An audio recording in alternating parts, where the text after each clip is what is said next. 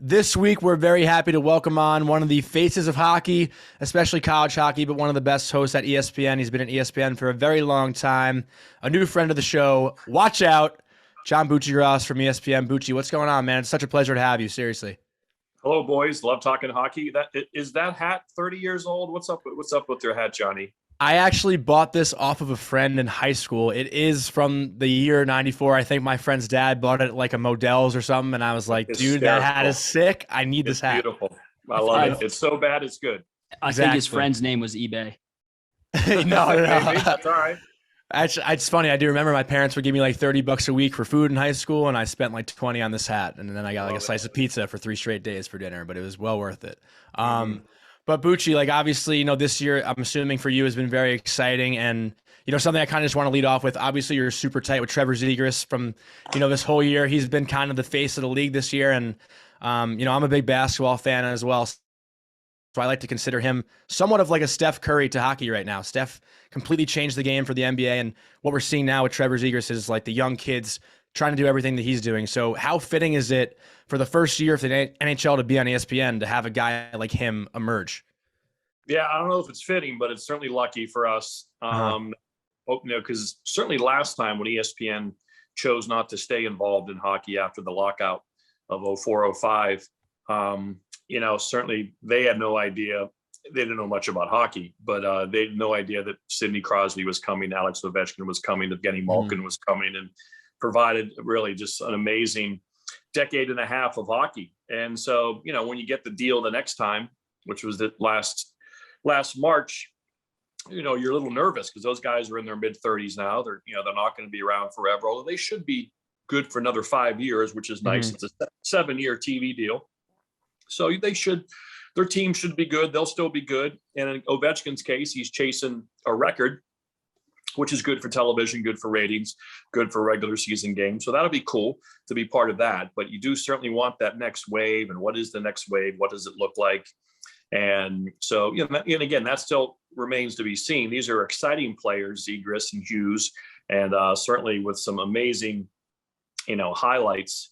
But long term, will they become legends? Will they become, MVPs and Stanley Cup champions and really replace, Ovi and Sid and what they've provided the league and provided TV for so long? So that part remains to be seen. But in terms of highlights and entertainment and things like that, they certainly are providing that. Now, long term, again, will that result in popularity and ratings and wins for them and success in their markets? Again, that still remains to be seen. People talk about growing the game, and this is important to grow the game. You don't know that's going to be the case. You hope all kinds of different things would grow the game, and no one knows probably the complete secret sauce answer. But yeah, they've been a delight. They're great kids to be around. They're a lot of fun to be around. To run into them at the rink is really cool. I got 3 kids. They're all older than Hughes and Zegras in that group. So I kind of call them they're my 4th child. So I'm gonna protect them and take care of them and be there for them whenever they need me. Yeah, I gotta say something quick just because I can't ignore it. But the angle we're at right now, your veins are popping out, dude. How much are you benching before we did this show?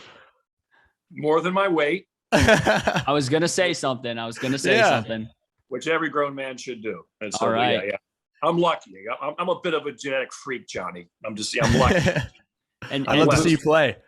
And Booch, piggybacking a little bit off of what you were saying about your kids before, and obviously being part of ESPN since '96, and I think it's safe to say you're known as the hockey guy around there. Where'd the love for hockey come from? And, was it a big part of your upbringing? Do you want to get your kids into it, or are they into it? Yeah, my dad was born and raised in South Boston, both my mom and dad. They raised me in Pennsylvania and Ohio, but, my dad played high school hockey at Boston Latin, was a goalie without a mask. Huge sports fan, athlete growing up. And then once he became an adult and started a family, he just consumed sports all the time. So I was always on my dad's hip. I always said if my dad was a crack dealer, I would have grown up a crack dealer. Yeah. I'm just one of those boys who was going to. Thank God he wasn't that. Yeah. Thank goodness. Yeah. But could have had a different future. Totally. But it's true. And that's the impact he had on me. And so the fact he always watched sports, I was always there watching sports with him. And it was baseball, football, basketball, like most American kids, but he also just included hockey. And at the time, Bobby Orr was obviously, and the Bruins were massively popular. He moved out to Western Pennsylvania from Boston in his late 20s to train to become a store manager for Sears. Sears no longer exists, but that's what he did. And probably thought he'd be there for a few years, but ended up staying for his whole department store career. Check out his department store hockey card That's for all his stats. But so when he went out there, the Bruins were terrible and the last place team. Then Bobby Orr came along about when I was born, and then they slowly got better. And by the time I really kind of remembering being in his room at night, listening to Bruins games on the radio, because you could get the Bruins really clear on the radio back then because they were part of something called the Westinghouse Broadcasting System. There was a station in Pittsburgh, KDKA, which still exists, WBZ still exists in Boston, KMOX in St. Louis. And at nighttime, when all the AM stations would go to bed, you could hear these stations clear as a bell in St. Louis. And obviously I live near Pittsburgh, so that one would come in anyway. But in Boston's station came in clear as a bell. So I would listen to Bruins games with my dad because there weren't many hockey games on TV. So I kind of learned the game through the radio, which is really fertile for your imagination. Yeah. You just see the game differently. Just the fights and the blood and the organ and those old arenas. It just was very gothic to me. It was like a My Chemical Romance video, and just blood and fights and really cool. So it was just a different sport than the other ones, because the other ones were all on television. I could see them. I didn't have to invent the game because it was right there on TV. But with hockey and the radio, it just took on your imagination. It just, everything was times 10. The fights, the blood, the confrontations, the broadcasters, the way they sold the game with their enthusiasm. It sounded like life or death. Obviously it wasn't, but to me, it sounded like life or death, the way they were so into it. So that's kind of where hockey, we played living room hockey between the chairs or the furniture, and I'd play street hockey and skate on a pond, could always skate. And then, then once I, got to ESPN, that's about the time my kids were, 4, 5, 6, 7, they got into hockey in South Windsor, Connecticut. Home of Chris Clark, almost Stanley Cup champion, Calgary Flames, 04, went to Clark. Now works for Columbus. Should have been a champion. Yeah, his parents were mailmen, so both mom and dad worked at the post office, and we should joke about that on NHL Tonight.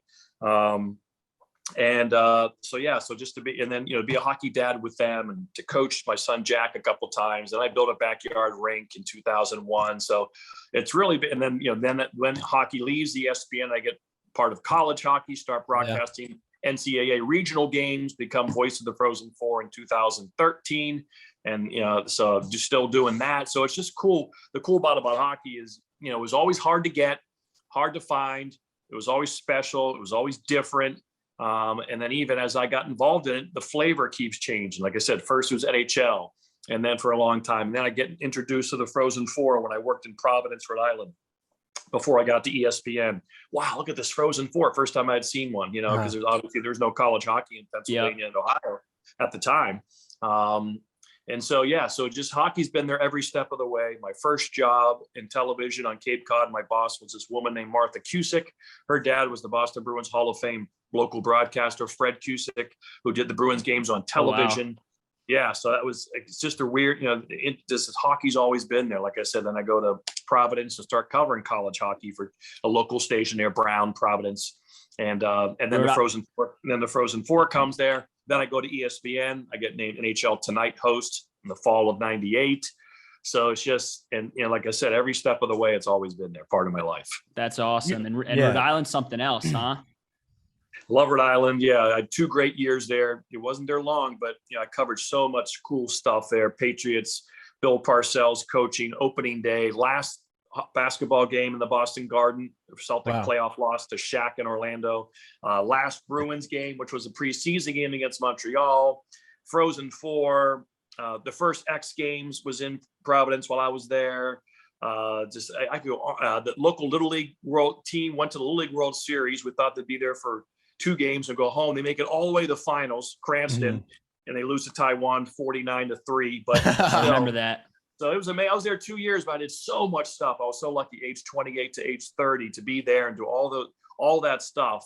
And it was really cool. And then ESPN, I got there when I was 30 years old, and I've been there ever since. Yeah, I kind of also wanted to talk about just how much you've kind of grown the game in general. I mean, you've somewhat become a brand in hockey. I mean, I'm sure you're very humble and you're not going to admit that, but even in other sports, I see people tweeting Buccigross overtime challenge when the Chiefs and the Bills go to overtime. You become somewhat of a brand, and I think that's super cool. And I know you've mentioned the Bruins a couple times. I kind of want to touch on just these ESPN short feature films that have, come out on the point, which, we're going to touch on here in a second. And those have been incredible. It's been Trevor Zegras and Jack Hughes, but I'm kind of an old school guy as well. I do love the young guys and the skill of the game, but a guy that always reminds me of Boston, and someone who could have been to the popular status of Jack Hughes and Trevor Zegras, the way they're headed, is Joe Thornton. That guy is, to me, one of the coolest, personalities, always hangs out with the young guys. Is there any chance we're going to see a short feature film on a guy that old, or is it just going to be the young guys? Because I'd love to see one on Joe Thornton. Yeah, I will suggest that for sure. We should get, because this will probably be his last year, I think, and give it one more chance to win a cup with the Panthers. One thing that's eluded him. But yeah, just a great character in the game, just an absolute beauty. And he's had some pretty good, coverage from us. I think ESPN the magazine did a big Brett Burns feature. Yeah, that was great. I think they're in the body issue too as well. Uh-huh. I believe they had a picture in that as well. But yeah, the old school guys are great. And the stuff you touched on, again, maybe it was kind of a blessing that hockey left ESPN, I think, because in 2004, it elevated my Sports Center status, which was great for my career and long-term employment at the company. And the advent of social media and kind of figuring out Twitter, and being decent on Twitter, and just starting the Bucci overtime challenge by a fluke. Just it was a nothing tweet that grew into hats and T-shirts, and I've sold probably close to $1 million in hats and T-shirts from out of my house. Love that. Giving about $250,000 away to charity, and then the hashtag college hockey again. So yeah, just those couple little things to have a national guy raise the pom-poms for hockey that never really happened before in the media in America. The hockey fans are always been frustrated because before the internet and before where we are now, there's plenty of places to find hockey now, but your podcast, a million things out there, but back in the day, local radio guys or national radio guys aren't going to ever talk about hockey. That was always frustrating, and I didn't care because there was enough places to find content. And I don't care if somebody likes my sport. I don't care if one person watches the game or 1 million people watches the game. It doesn't affect if I watch the game. Same with my music. I don't care if an artist sells 100 copies or 10 million. If I like it, I like it for the same reason. It's not because it's popular or people like it or I need validation for my tastes or the way I fill my time or my day in my short life. So so those two things were a nice bridge between when we had hockey last time and have it now was the college hockey broadcasting play-by-play, which was always my dream to do play-by-play. But I just started news. I started a family young, so I couldn't go back and start over with a play-by-play job, making no money for some minor league team because I had 3 kids. So I kind of put that aside, but now it's worked out great where I can do play-by-play for the NHL on ESPN, which has just been every game is like Christmas morning. It's a blast. That's awesome. That's awesome. And just circling back a little bit to about what Johnny was saying about the point and what you were saying about, people watching hockey. Would you say it's been great now hosting the point and now that obviously hockey being back full swing at ESPN, do you think you're helping bring out the love for the game and maybe some of your fellow employees that haven't been as passionate about hockey in the past? And do you shit your pants sitting next to Torts? No, I love Torts. I'm not afraid of Torts. I'll challenge him, put him right in his place. Great guy. Really enjoy it. But yeah, no, I'm not that's what's cool about getting older. You aren't afraid of anybody. It's just, it's fun. Just let it fly. Yeah, it's funny. I think when people were on SportsCenter with me and they felt my love, it probably was a little contagious. And John Anderson enjoys it. He would kind of watch me. I could notice him really intently looking at the monitor watching me and listening to me call the highlight because I felt so excited about it. So he wanted to see what was going on. He's like, wow. So that was always cool to see John do that. And to feel that, like you said, something might have been a little bit contagious. I don't think I influenced anybody or anything, but to feel my, contagious, I think some of it is contagious, and it does make it a little more exciting, especially for a long hockey season. It really comes down to the 2 months for the playoffs. It's 9 months. Yeah. From training camp to final. I've often said you could create a human being. Like you can yeah. you can give birth to a child during that time. Like a human can be created in the time of an NHL season. So it's long. So, right now we're just trying to buy time for those 2 awesome months. And then the point's going to be on every night during the playoffs. Oh, wow. Every Really? day. Love that. Yeah, every day during the play. It'll be daily. So we'll have all kinds of features. So really, that part has been good. Again, just to kind of to wave the pom-poms a little bit, bring some light, bring some shine for college hockey, and to kind of try to elevate that a little bit. And to mention a guy, when I'm doing the NHL games, just once in a while, mention the guy where he went to school. That could be a hook for somebody who went to Michigan or went to Wisconsin, went to Penn State. Oh, that kid goes to Penn State. Let me, they hear that and see that. And you walk by bars now in the airport and ESPN's on. So there's a hockey game. And that's why the NHL needed to be on ESPN, because ESPN's kind of like the landscape of our country almost. It's almost like, like you walk through an airport, walk through a bar, walk through somewhere, and it's just there. You kind of, oh, look, there it is. And you see the logo, and if there's a game on, it's hockey. Oh, that's hockey must be important because it's on that TV. So I think that's one reason why our international reach on different cable systems around the world is another reason. People watch. I remember back in the day, NHL Tonight, people were watching in Brazil. Yeah. I get emails from Australia, because we're involved in these weird cable deals somewhere in all these different countries because people know the brand ESPN. So things like that. So yeah, so it's been the whole thing's been great, and to have it back again. Like I said, I think it's kind of glad I went away for 17 years, because if it never would have went, by now I would have been tired, old-faced people I've seen forever. Now I've kind of been frozen, those cryogenic things. And so then I come back and here I am, 17 years later. Now, kind of like not a fresh face, but at least have been on people's nerves for 17 years on TV. That's awesome. No. That's awesome. And did you think you'd still be there when hockey eventually came back? I mean, you never know. Like I say, you take it one contract at a time. Yeah. Our company had big layoffs back in 2015. I thought I might be a part of it because I was in the last year of my contract. And when they laid people off, they still have to pay them. And they laid some people off who had 3-4 years on their contract. So those people still got paid every 2 weeks, still got benefits every 2 weeks for 3-4 years. It would have been easier to let me go because I only had a year left, less than a year. But thankfully they didn't. And I think, in the back of their mind, I think they started to kind of go after hockey a little bit in the, 2010, 2012, 2013, 2014. So maybe they need to keep me around just in case they got it.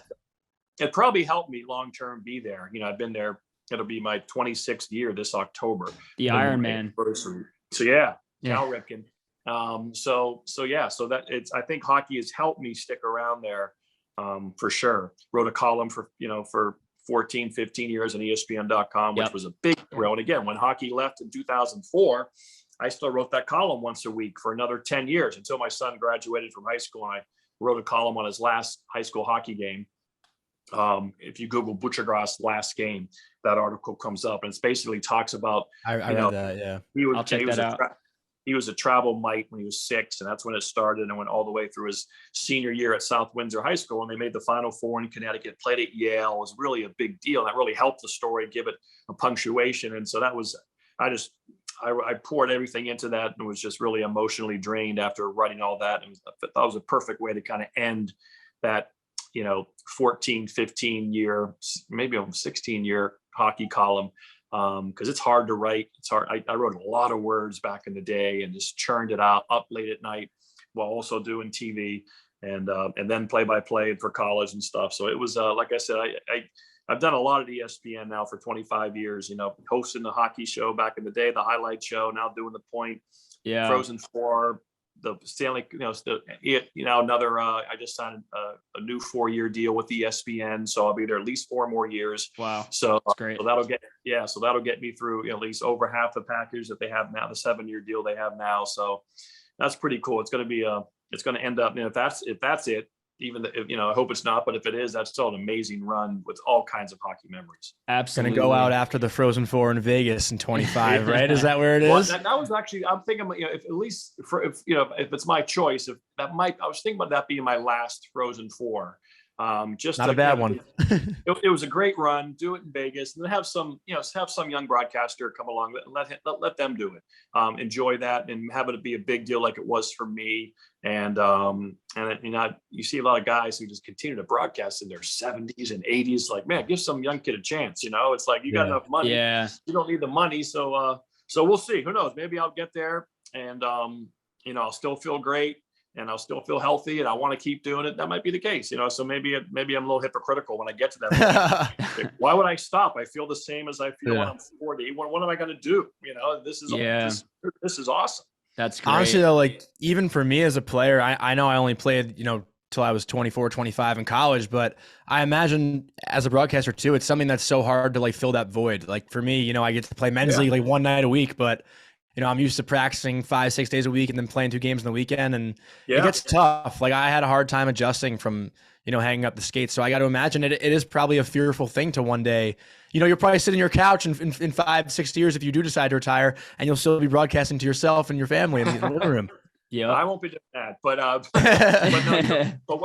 think what's good about hockey and really maybe basketball too, why some of these guys go into their 70s and do play-by-play is because you do have the summer to recharge. Yeah, you have the summer to be bored. You have the summer to be like, boy, this is I need to get back out on the road and travel a little bit, and get out and see the guys and travel a little bit and go through that process. So that's probably why these guys keep doing it, because they have that ability to recharge.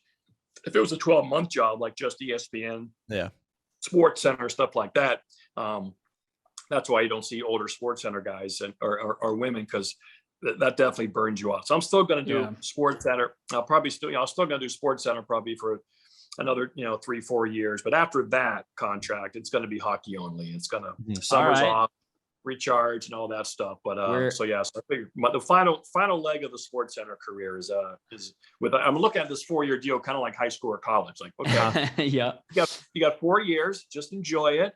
It's going to go fast, just like high school and college do.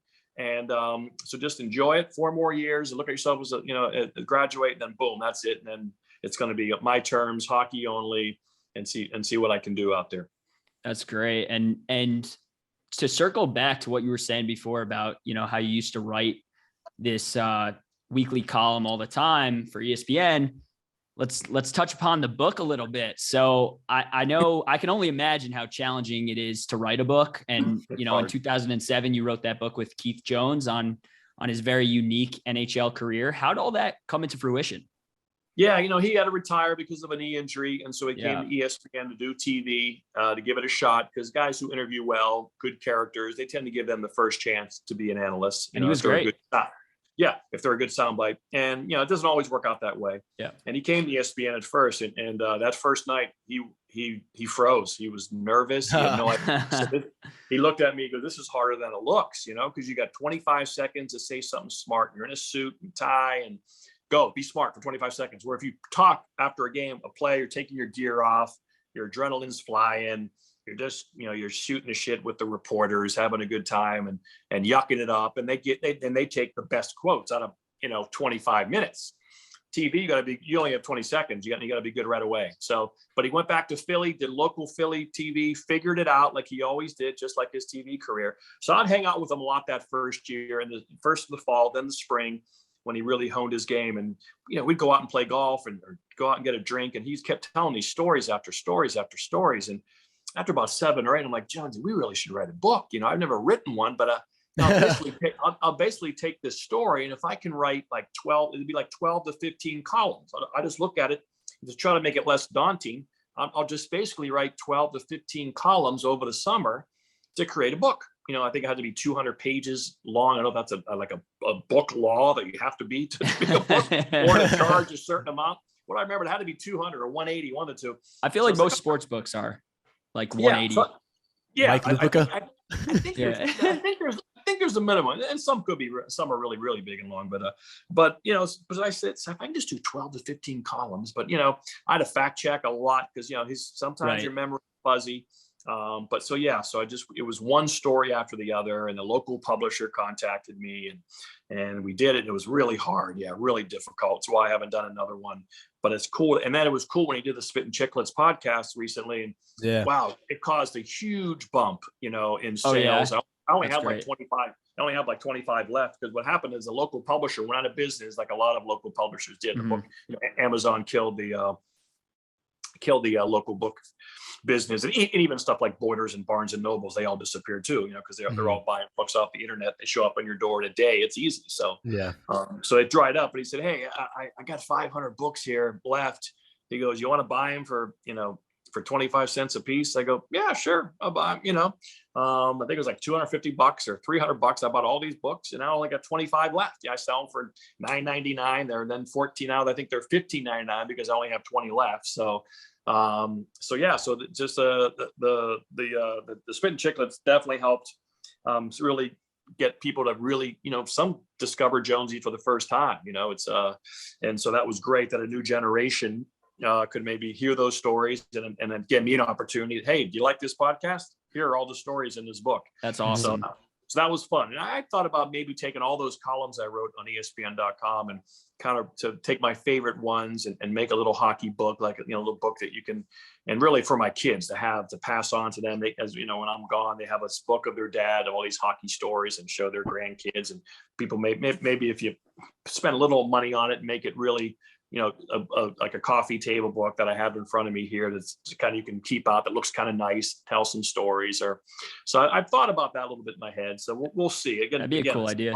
It's a lot of work to go through all those old columns, and I probably want to tweak them a little bit. And why did I write that? I just changed that word there. I'm kind of a perfectionist, so I could end up going down a rabbit hole of things. But again, just like the original Jones, I could just say, hey, I'm going to pick my favorite 20 columns from over 15 years and just pick those 20. And I could probably do it in 20 days. So I'm going to wake up at 9 o'clock from 9 to 5. I'm taking this one column. I want to make it the best I can, retype it out on the laptop and then just have all 20 and then turn it in and make a book. So if I just approach it that way, I probably could, do it maybe even some summer, when it's slower in the summer, just do one a day or and even one, a half a day and finish it in 2 days, and just over time you finish it. But I probably should just go through them because there's a lot of them, and some get lost on the internet, especially the early days of the internet. I started in 2001. I mean, the internet was different then, and looked different. The graphics were different, so some I might not be able to find, but that might be a good thing to, especially like I said, these last 4 years of ESPN, like my high school years, it might be a good time to do it, to kind of look back a little bit as I realize that I'm on the back nine of my career. This might be a bit of a stretch, but I think it'd be cool too to take some of those stories and maybe make them like a 4 or 5 minute little animated, like short film kind of thing. That would be cool. Yeah, if you have that kind of budget, that kind of sponsorship, and that kind of money behind I mean, I wish I could help you, but I don't know how to do that. Yeah, I hear you. It's not free. It ain't cheap. That's great. No, that's awesome. And I honestly, it's also like become a lost art, like kind of written. Yep. In that sense, like it is kind of nice. Like I remember I still have, I mean, these are like things that I used to write when I was in high school and stuff, but like old like stories on like written paper I find in my drawer now and then, and I just like read about it. It's kind of, I got the school newspaper from college. I just opened up a drawer, and that was 1987. The school newspaper, and I still have it. And Kate, I haven't read it in a while, but I do game stories for the football team and just little. That's cool. And that's why I went to school. I DJ for the radio station, campus sports, and write for the school newspaper. I knew what I wanted to do. I went to school to work at ESPN and have a job in the business. And so it was a nice tiny school in Ohio. Did that for 4 years, and the reps were starting then. Something that I just have to ask you, because this is like my favorite question to ask. To any like broadcaster or someone who's on live TV, you got to have one bathroom story. You got to have one where you're live on air and you got to go to the bathroom. You can't hold it and you need someone to come. Colby Cohen, come take over. Help me out. You got to have one. Kenny Albert told me he will never, ever have a hot dog in Montreal ever again. So I'm sure you got to have one of those. Yeah, no, I never had a stomach ailment where I had to go throw up in between commercial. I had to take a piss real bad a couple of times to a commercial, but I made it. But yeah, no, luckily I never had a stomach thing or the other end either. Yeah, no, thankfully I haven't, but it's happened to people. But thankfully it hasn't happened for me so far. The Bigelow tea is the lifesaver, right? Is that what everyone drinks up there? Do that? Yeah, no, I drink Red Bull and Oreo cookies, so I run on Twitter. No, that's nice. Wow, that's great. And Booch, I did want to transition a little to the NHL deadline. So how crazy do you think it could ultimately get this year? I mean, are there any fringe teams you're kind of looking at that you think could be really scary come playoffs if they made a few additions or anything like that? Nothing that really that I can think of, a fringe team that could really be scary. But I do think it'll be active. I know people always complain about the salary cap. There's always ways around that and take on salary for draft picks. And the later you go, the more cap space you have. So it's more possible. It's not like the same as you trade for a guy in November. There's room that's being created. Then you can take on someone's salary that you aren't even aware of, and even a couple of them. If you give them a third, okay, here's Dadonov, right. and we'll give you a third if you take his $5 million because we got to create $10 million for Jack Eichel. So I'm sure that those are the discussions Vegas is having right now. So, but yeah, I think it's going to be active. I hope Claude Giroux goes to a. I was just going to ask. I want him. Johnny's been talking about him for weeks. I want him.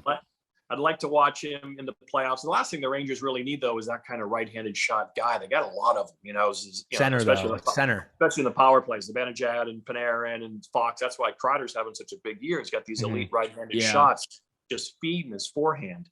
And so I'm not sure if they, Drew is really a good one-time power play guy, but they have two guys over there. So I think he might be a better fit somewhere else. I mean, he's a good player, but I wonder if they're going to maybe think more, I don't know, defense or even, like I said, someone else. Although they might rather have, they look at Drew maybe as an upgrade for Lafreniere on 5-on-5 and things like that. Who knows? Yeah, right. So, but yeah, I would like to see him move, and I hope there are enough teams, that it does seem open enough, like especially in the East. It looks like, people, I don't know if they trust Florida's style in the playoffs. Tampa's certainly going to be the favorite because they have Vasilevsky. And, are the Leafs for real? And then, so they're close. And like the team, like the Wild are kind of close. But of course, they're good. They're good. They have major cap issues starting next year, so that they would have to just go for a rental probably. So, yeah, right. I do think it's going to be active. I do think teams are going to be looking to shed salary for next year and try to go for the cup this year. All right. Sorry. No, go ahead, Johnny. I would just say, Booch, I know we're kind of like getting close to time. There's like two more questions, one more each. Cool. Yep. Okay. Just wanted to, make that clear, but I have a pretty good debate one here. I want to tee it up quick. So I know you guys, we do it one more time. So I know you kind of got to watch a lot of these college stars emerge into the NHL, guys that I played with, like Charlie McAvoy, Cale Makar, Adam Fox, and you can kind of throw in like Zach Werenski in that mix, but there's been a lot of debate on if you could start a team right now, which elite, mobile defenseman. I don't know Quinn Hughes personally, but we'll throw Quinn Hughes in there too.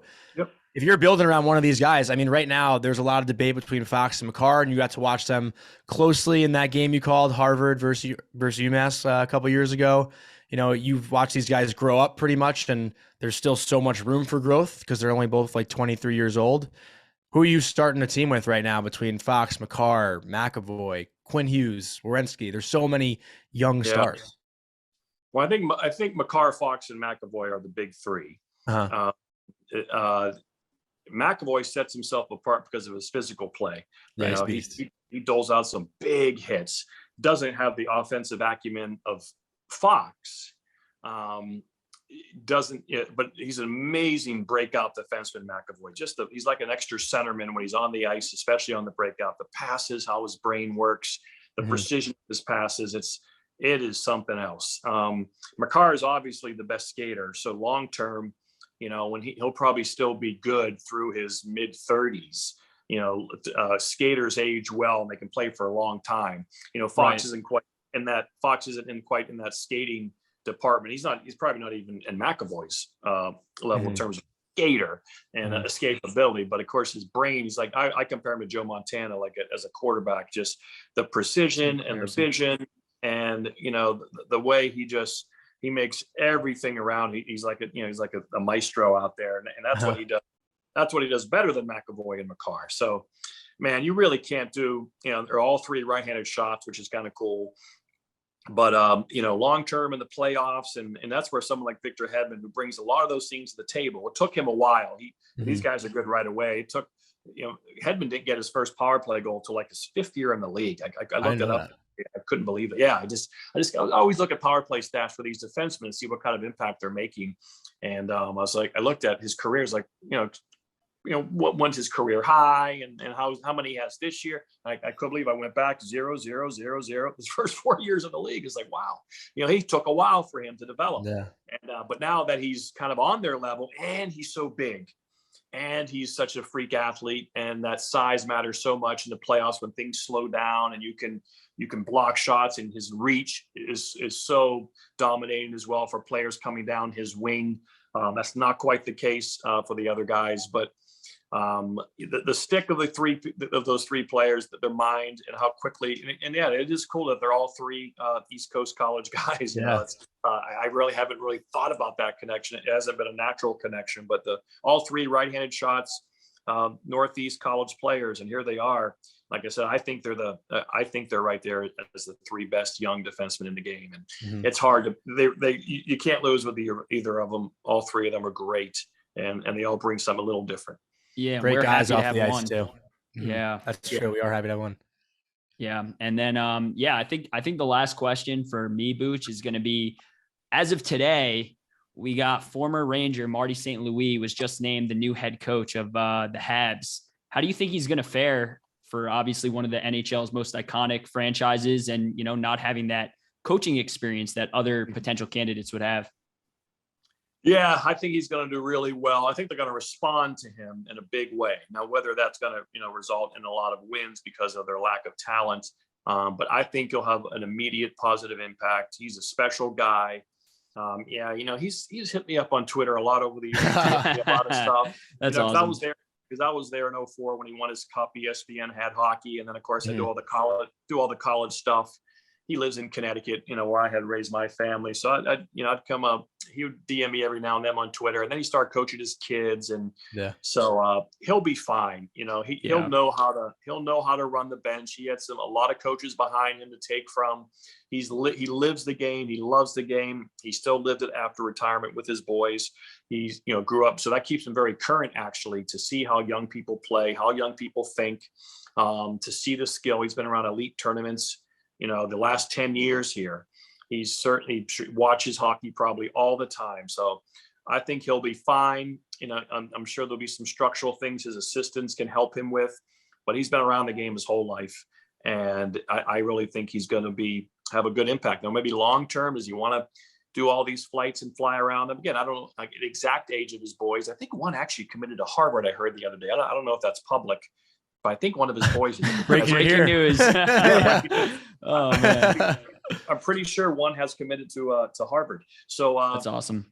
Yeah, and those can change, but yeah, sometimes. But he probably will. It's a great place to go if you're a hockey player. So yeah, I think he'll do well. It's just a matter, and maybe their ages have have corresponded. Okay, yeah, I'm going to give this a shot. I like this. So I think it's perfect for both team and Marty that he can think about this, do it, and then think, do I like doing this? Do I want to do it with this team that appears to be a bit of a rebuild? That might not, he might want to go somewhere else to a team because there's going to be multiple teams who need coaches. I think I'd rather go here because for whatever reason. So it's going to be really, but to be head coach of the Montreal Canadiens for a French Canadian, pretty big deal. Yeah. Again, they don't have the stature they once had. But certainly there's still enough of it where it matters a lot. Yeah, I'm excited to see him. And I personally will be forever grateful to him for, helping the Rangers get to the cup in 2014. Obviously he had that really big goal when he was going through some things. I think his mother passed away. So, So I definitely hope he has all the success in the world there for sure. Yeah, he's the best, just an absolute, jewel of a hockey person, and just an absolute best. Players will love him, and they'll go through a wall for him. I saw someone tweet today too that he better wear shorts on the bench because he got the biggest quads in the NHL. Well, it's just like you mentioned how much you bench, those shorts, they're going to have big legs. Their legs are not big. Us long-legged guys, we can't put any mass on our quads. We're too tall. So, but no, yeah, it was always impressive. That lower body strength. Sidney Crosby's not that short, but he's built kind of the same way. That's why Crosby and St. Louis games are a lot alike because of their build and where they were effective and how they use their body to its utmost to help them for the game. If their body was different, they would have played different. But so I can't wait to see him behind the bench and to see him. It's great for the game. It's great for Montreal these last couple of months. It gives something for the team, for the players to play for, and gives something for the fans to hold on to. I think it's a great hire because it gets everyone's attention and it gets the players' attention so they can be properly judged whether the new GM and the new president wants to keep them. So they get their best effort so they can say, is that guy good or not? Maybe he's good, but there's just no hope here. We can't judge him. Now I think they can properly judge them so they can know who to trade, know who to sign, and know part of their rebuild going forward. Yeah. It's also nice for the league too, because, people constantly complain about recycling coaches. Like I was actually an advocate for Mark Messier to get the Ranger job in the offseason. I thought that would have been cool. He wanted it. Yeah, but obviously he's done well at ESPN too, though. He's a colleague of yours, so. Yeah, certainly. That might be a step to become a coach, because certainly TV is a good way to stay relevant, to kind of to have your ideas out there. You're almost like a job interview every time you go on TV. It's a great opportunity for all of us. We're lucky. When I go on, I have a chance to impress somebody and to do a commercial or do a speaking engagement or my next job or something. So that's what's great. The media is it gives you a chance to give yourself an audition every time you go on. Mm-hmm. Well, Bucci, we want to thank you so much for doing this, and I'm definitely going to have a bone to pick with you if I guess a overtime goal correctly and I don't get the hat or the shirt, because I've been waiting for it my whole life, and now that we're face-to-face, I can tell you to your face that I want one. So I will definitely be hitting you up on Twitter. This will definitely help. I can be swayed for sure. If I like you, if I see your name there, I may give you some. All right. You won't be, if I give out 10 winners, I'll just make you the 11th. I never let favoritism become, get in the way of someone who's just a fair and square random choice. But I will make just add an additional winner. All right. Or I'll ask St. Louis to hop in your DMs for me. There you go. Hey, give me a boys medium and just send it my way. Well, Bucci, thank you so much. Seriously, thanks so much, Bucci. Thank you. Let's go Rangers, LGR.